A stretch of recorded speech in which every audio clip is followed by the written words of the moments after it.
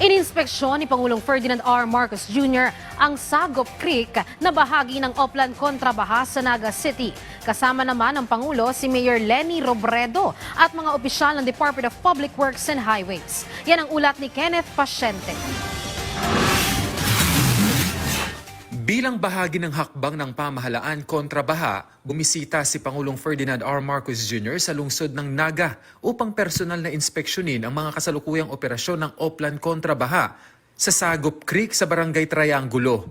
Kasama sa inspeksyon ng Pangulo si Naga City Mayor Leni Robredo. Binigyang diin ng Pangulo ang kahalagahan ng proyekto lalo pat madalas na bahain ng syudad dahil sa malapit ito sa Bicol River Basin. Malaking trabaho ito. It will take time, but marami na tayo mga intervention na pwedeng gawin, such as the pools that we are going to put up. But itawag nila yung retention pond para mabawasan para mabawasan natin yung pagbaba ng tubig. Dahil nga it is may Bicol River Basin, ang plano na talaga pwede natin gawin, na kailangan natin gawin ay kailangan natin mahuli, dapat ma-koleksyon na yung tubig bago pa bumaba sa basin. Nakatutok ang Oplan kontra baha sa 10 kilometrong Sagop Creek, isang pangunahing daluyan ng tubig na tumatagos sa mga barangay ng Del Rosario, Concepcion Grande, Concepcion Pequeña, Triangulo at Tabuco. Sa pamamagitan ng Oplan kontra baha, isinasagawa ang paglilinis ng mga kanal, pagtanggal ng mga iligal na hadlang sa daluyan ng tubig, dredging ng mga ilog, rehabilitasyon ng pumping stations, pagpapanatili ng flood control structures at pagbibigay ng kagamitan sa mga lugar na madaling bahain. Ito, desiltation lamang ito at hindi naman ito kagaya ng mga ginagawa natin sa ibang lugar. This is not going to be one time. We will keep doing this until we have the more long-term solutions. At hopefully, down the road, if we design everything properly, hindi na natin kailangan paulit-ulit ng binabalik-balikan. Binigyang diin pa ng punong ehekutibo na wala namang nagbabago sa kagustuhan ng pamahalaan na tumulong sa mga lokal na pamahalaan anuman ang political affiliation nito. Kung sino ang nangangailangan ng tulong, the national government is here to help.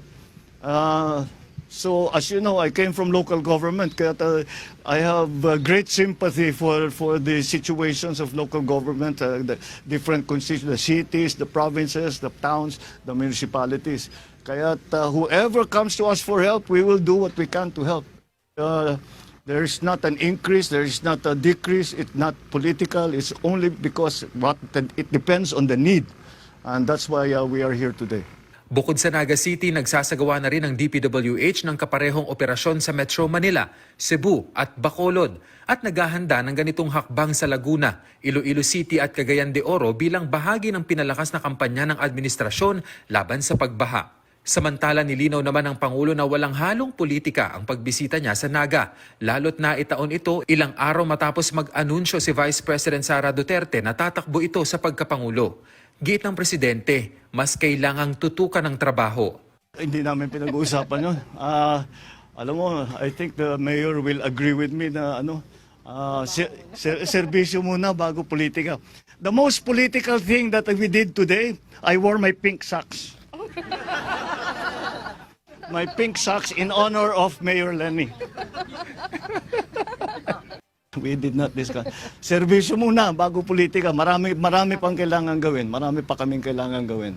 So, we will get to that. Aabot din tayo doon. Nang hingan naman ang reaksyon ng Pangulo kaugnay sa pagtakbo ni VP Sara, nothing really. That's her choice. Kenneth Pasyente, para sa Pambansang TV, sa Bagong Pilipinas.